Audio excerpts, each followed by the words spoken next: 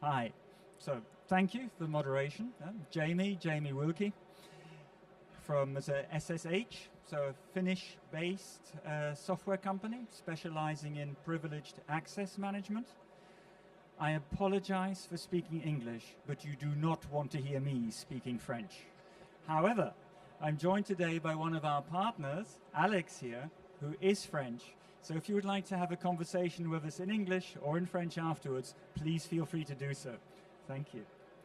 Yeah, so the topics we're going to go through today. Just a little bit at the beginning about what is OT, because I'm going to be talking about operational technology. So not so much the IT side of the house, but the OT side.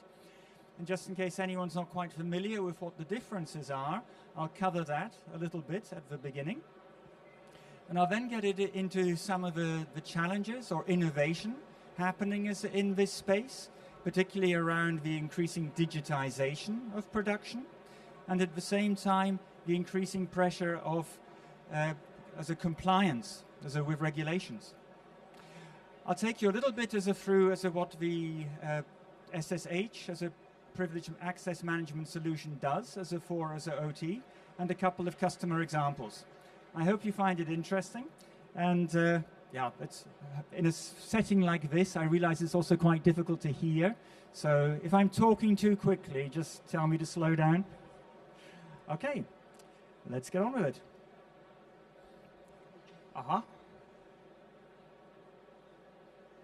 Okay.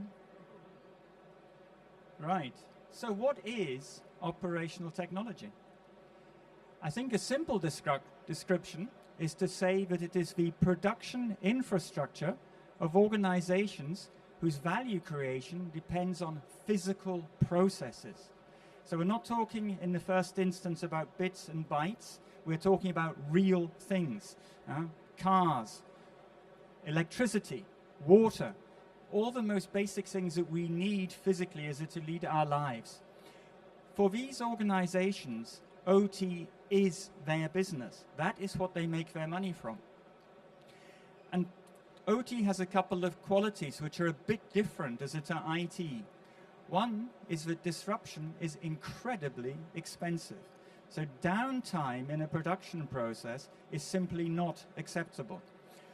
The most extreme example which we have seen of that lately has been in the UK with Jaguar Land Rover. You may have heard about this incident, where a car production was stopped in September through a cyber incident. This had a huge impact, not just on Jaguar Land Rover, but on all of their supply chain, all their suppliers who couldn't sell their goods into a Jaguar Land Rover. The UK government had to step in with guarantees to keep the supply chain of Jaguar Land Rover afloat while Jaguar was trying to fix its production. I think the total damage to the UK economy was something in the range of £1.9 billion. Yeah? So it actually made a difference to UK GDP. That's how expensive downtime can be. And at the same time, incidents can also be life-threatening.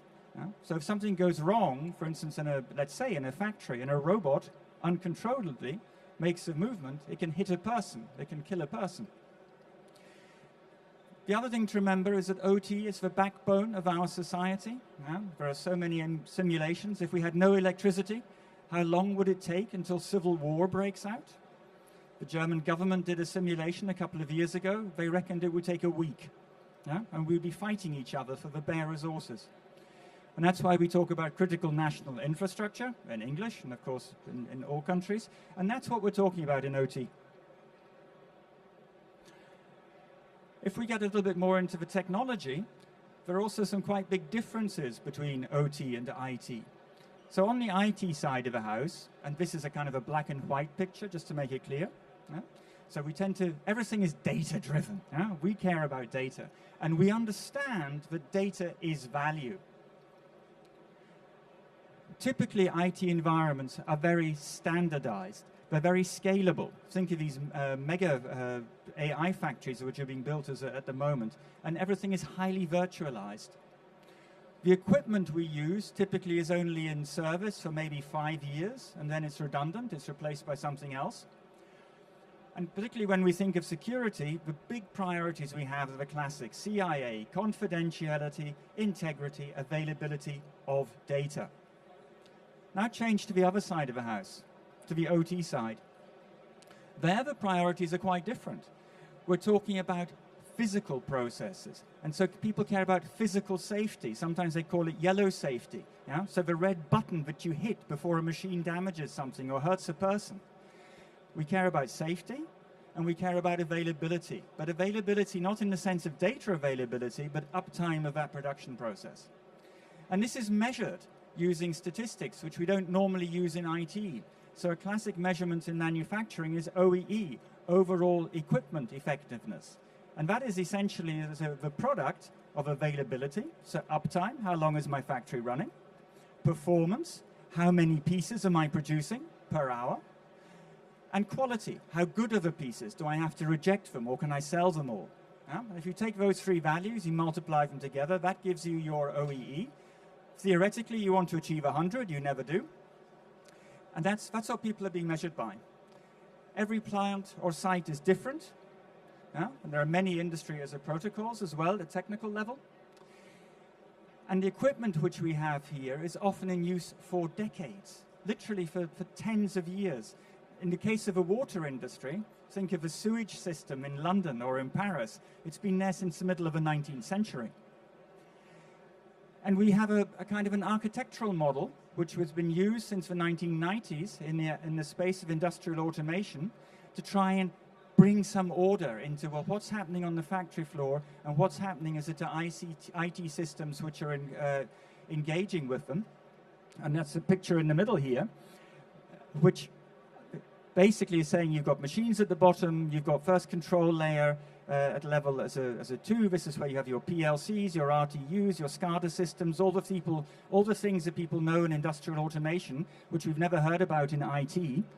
They're facing through a kind of a firewall level, 3.5, up into classic IT with ERP systems, CRM systems. This is a good model. It's used a lot conceptually as a plant design today, but it is fundamentally a defensive model when it comes to data. We are trying to keep IT away from OT. Yeah? Don't come to me with your blue screen. My production process is holy. Don't get in my way. And that's what Purdue is all about. It's looking very much at north-south as a traffic, and it is a very defensive model. And the other big difference to remember here is simply the people we are talking about. So I imagine a lot of the people at the event here today are IT people. The OT people, they have a different training. They're engineers. They have a different language. Think of OEE. They have different priorities. In an organization, they often have different budgets, and they have different organizations. So that's kind of a starting point. But the two worlds are growing closer. And why? Well, because of competitive pressure. People need to make more use of their data in order to remain competitive. Particularly in Europe, if we want to retain any kind of industrial base, we have to get better and faster. There are new business models out there. Think of the electricity industry. Traditionally, electricity has been simple. You have a generating plant, you have a transport network, and then you have a distribution network as in the towns and cities going to the individual consumers and factories. With the advent of renewable energy, that has changed. Suddenly the production is down in the distribution network, and it's being fed back up into the main network and being as a distributed from there. That means that we need a lot more data to be able to control the flows, to understand where energy is being created, where it is being consumed, and to maintain those famous 50 megahertz 50 hertz that we need in the electricity network. And there are new business models around that, which are basically giving you a spot prices for renewable energy, which then feeds us into the overall as a cost mix. Our climate targets are driving change, and ultimately national and business resilience. It's horrible to say it. I've spent the whole of my life in Europe in peace. Look at the Ukraine. We all need to be more resilient, unfortunately. Now, how are we going to achieve it? With data. So there have been initiatives out there like Industrie 4.0 for about the last 10 years. Much more recently, we're getting into AI, or agentic automation, and how can we apply that as to production? And there's a big topic of compliance. And the idea is that compliance is helping us to be resilient. One of the challenges for Europe is our compliance framework really helping us to be resilient, or is it only slowing us down? And what are some of the requirements that we're going to have to make any progress? We're going to need that organizational alignment. We begin to see it today, that the CISO is becoming responsible both for IT security and for operational technology security. Often one of his first tasks is to find out who the right people are in his organization who actually understand how the factory network is managed. We need a more flexible architecture. We need to move beyond just classic Purdue from the 1990s. We need cybersecurity, of course, and we need manageability. IT is good at managing its resources and its processes. OT networks tend not to be so tightly managed. We need to make this environment much more manageable if these people are going to manage to make their transition.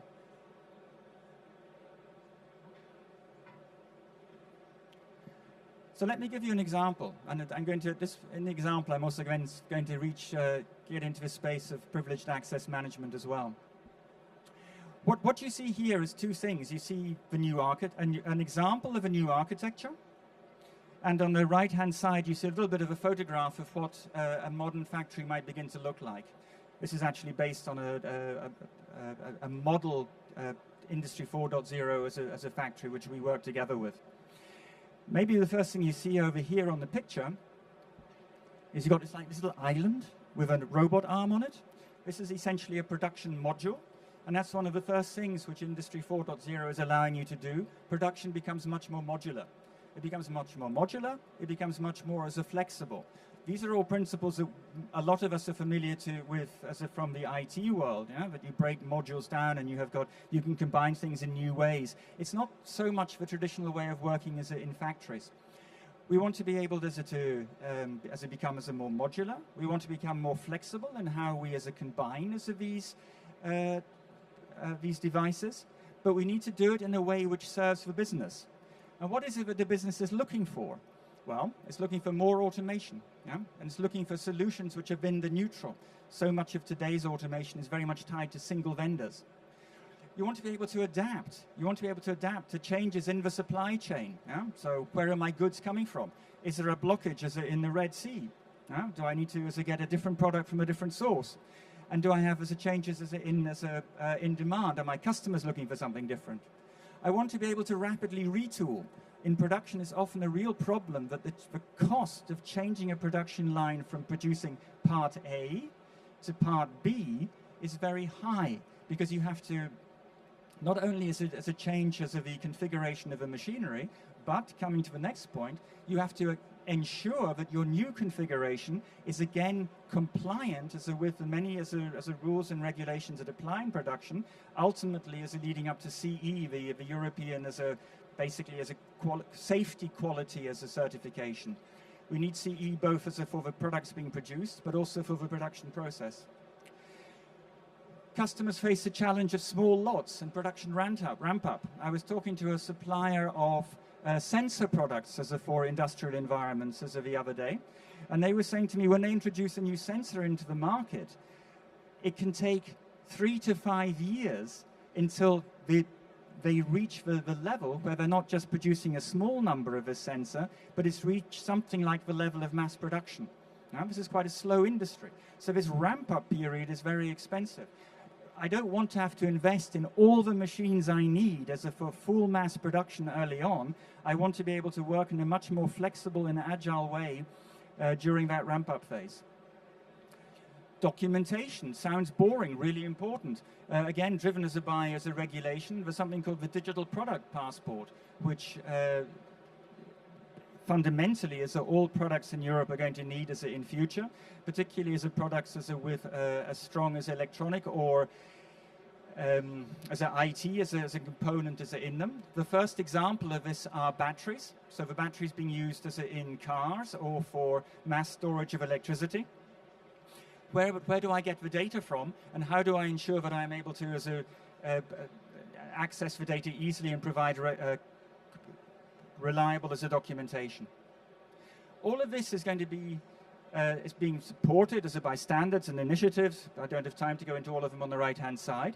But if you look at this, this new architecture, what is interesting about it is that it has elements which might remind us of Purdue. Yeah? So we've got the physical machines as are down here. We've got some kind of a level as a here, which is IT close as a to the OT. Now, so it's perhaps as an inside as a your factory. And then you've got an IT layer as a further up outside. So that is similar to Purdue. But what is different is where the logic is coming from. The driving logic is no longer down here at the level of your PLCs, your programmable logic controllers. It's up here. And what do we see up here? We see agents. We see agents as a describing the services as a which this production line as a can offer. We see as a agents describing the product which is being built. And as we see as agents describing the individual resources which are being as orchestrated as to create as the value as down here.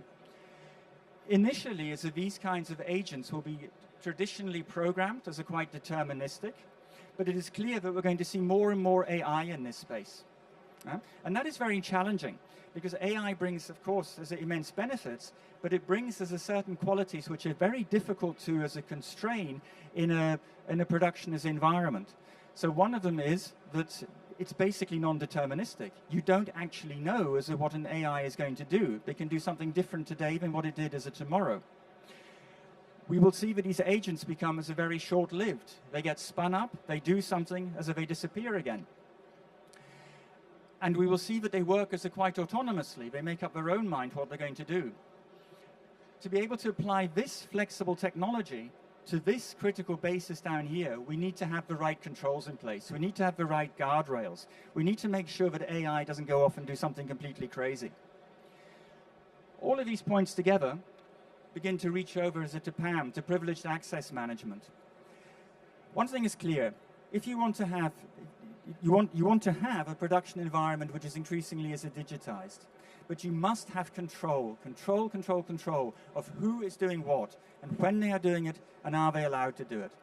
So classic as a PAM, privileged access management, will do that by taking identity information, perhaps from a source like as a LDAP or as a Microsoft as a AD, and will combine that information with knowledge about the person. Typically, we're talking about people initially, talking about take the identity information and combine it with knowledge about the person and what they are allowed to do. So basically what their role is and which privilege they should therefore be given. Which means that a person coming into this environment, for instance, a third party as a supplier, who is conducting as a maintenance down here, has to first prove who they are, but then based on what they are allowed to do, they are given as a limited access to particular parts of the production network, not all of it, only to particular parts, and that can be controlled, it can be limited in time, and we can also protocol everything they are doing, so that afterwards we can go back and we can check, was that done correctly? And if we notice that the work the person is doing is somehow incorrect, we don't like it, we can stop the connection. So PAM is giving us this control. The next step for PAM is going to be applying those sorts of controls, that kind of logic, to these agents, particularly when they're AI agents. Big challenge in AI, how do you give identity to an agent? I don't think that the industry has the answer to that yet, so there are certain approximations which are used, but we're not there. It needs to be very fine-grained, and we need to be able to give us very precise boundaries to what the AI agent is then actually allowed to do or not to do down here at the physical level. So we're going to see more of this, but we're not there yet.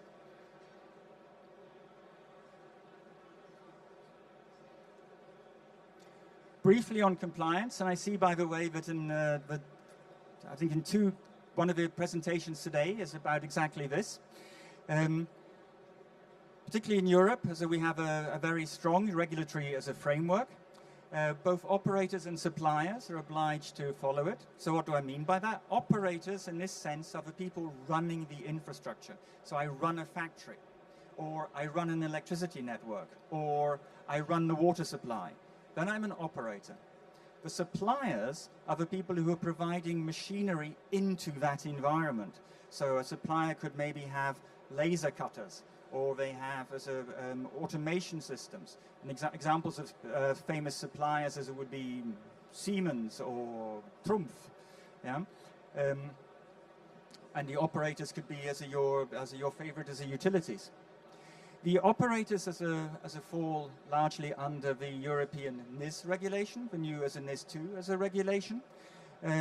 Everybody has benefits as from standards as well in this space, particularly the IEC standards. I think everywhere you go, you'll see IEC 62443 mentioned here. It's actually a great big Bible. It's about 12 volumes divided into as 4 sections. Section 3 in particular is particularly relevant as to the operators. We've got some good frameworks out there, like as of a NIST as a framework, as from the US, which goes through the cybersecurity cycle: identify, protect, detect, respond, recover. But in the new version, particularly emphasizes the governance piece. And the governance piece is also what comes through strongly as here in these regulations. And there are sector standards, like, for instance, this one for the electricity industry in the US. Why do we have all of this? It's about resilience. It's about ensuring that our production processes stay upright and continue to supply as their value to the community. That's what it's all about. Yeah? What is changing is that particularly this piece here around the governance is becoming more closely controlled. So, for instance, as operators of critical infrastructure have to be able to demonstrate that they can respond and recover. Not only that they protect themselves, but they can also respond and recover from an event. And if they do, they have to do it in collaboration with the relevant national authorities. I happen to know, for instance, in Germany, there's an organization called the BSI. That's a big change. So everyone talks about fines under NIS2, so 5% of your revenue or something. That's not really 2%. It's not really the important bit for most companies. The governance piece is the important bit. Suppliers, similarly, there's a Cyber Resilience Act. Anything with IT in it has to be as a maintained from a cyber perspective. There's something called the Machinery Directive, very important in this space. It's really coming from the space of yellow safety. But increasingly, people realize you can't separate safety and security anymore. You have to have both. Sustainable products, that led to the Digital Product Pass. Section 4 of 62443, and again there are sector standards like for shipping, the URE27. What am I trying to say? I'm trying to say that our governments have recognized that the resilience of our infrastructure really matters, and that beside all the technical controls, we also need to have the organizational controls in place. We want cyber products by design, cyber maintained throughout the life cycle, and also being able to follow it through the supply chain. For access management plays a key role in supporting all of these. You can't do any of this without access management. Just an example here from Lifecycle. You want to make sure that your developer, who is allowed to develop the code, doesn't then have the freedom as a developer in the developer role to then release that code in the next as a CI cycle. You need to have the controls in place. And access management and privileged access management supports this story the whole way. So why would you prioritize as a PAM?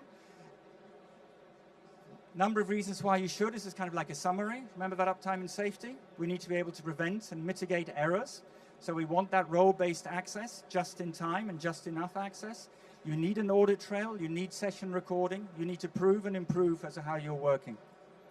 We need to be able to manage at scale and over time. Think of all the internal workers in a factory, the joiners, the movers, the levers. Keeping track of that and making sure that they don't leave credentials lying behind them is a really important part of ensuring that we have the resilience that we need in our systems. And of course, for our third-party suppliers, we need that controlled and monitored remote access. And in future, we need it for the AI identities as well. From a cybersecurity perspective, PAM is a nice thing to introduce. There are lots of solutions out there, lots of things you can do for cyber and manufacturing. This is great because it's non-disruptive, and it brings greatly reduces your risk profile for a relatively low investment. And it helps to avoid sprawl, so certificates replacing as a keys. That is also essentially what our PrivX solution does. We've got a stand just behind here If you'd like to come and talk to us afterwards, I can go into more detail about what Privex does in detail, but is essentially as a supporting the qualities which I just talked about, which we need. Yeah? Particularly as taking it as a identity information, enriching it as a role-based, as a privileges, and then only giving as a client as a access to the right targets for the right amount of time. Whoops, that was good, wasn't it? So one way to get finished quickly. Okay. Aha. Aha. Aha. Aha. Right. Night. Can you go back to the previous slide? Juste une petite précision en français. La grosse différenciation de Privix par rapport aux autres solutions PAM du marché, c'est qu'on utilise des certificats éphémères. Et ça, c'est vraiment un différenciant par rapport au reste du marché. Certificats éphémères qui sont adressés au moment où l'utilisateur va vouloir se connecter aux machines ou aux environnements IT ou OT en remplacement des clés ou des certificats ou d'autres solutions de choses. On a les clés, c'est ça, bien entendu, on fait du protocole RDP, on fait d'autres choses, mais on va privilégier le certificat éphémère. J'ai only 2 minutes or 3 minutes left. If there's any questions, s'il y a des questions dans la salle, mais sinon, go over on the next slide, Jamie. Yeah, sure. So yes, thank you for picking up on the ephemeral topic. That is a great way of just making sure that you don't get identity left lying around. Just a couple of examples. Global shipping company, they got ships at sea. A ship is only earning money when it's at sea. You want to spend as little time in port as possible. Let's do remote diagnosis of the onboard IT systems while the ship is at sea.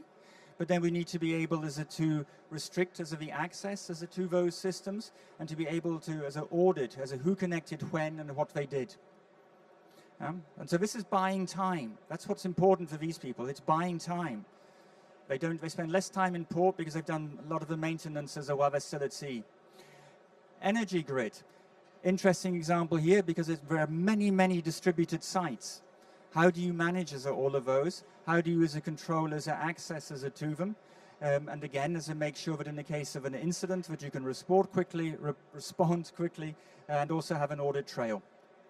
And then lastly, coming back to the factory I was showing earlier, this joiners, movers, leavers piece. Even for this environment, they have 100 people who are constantly changing, who have access.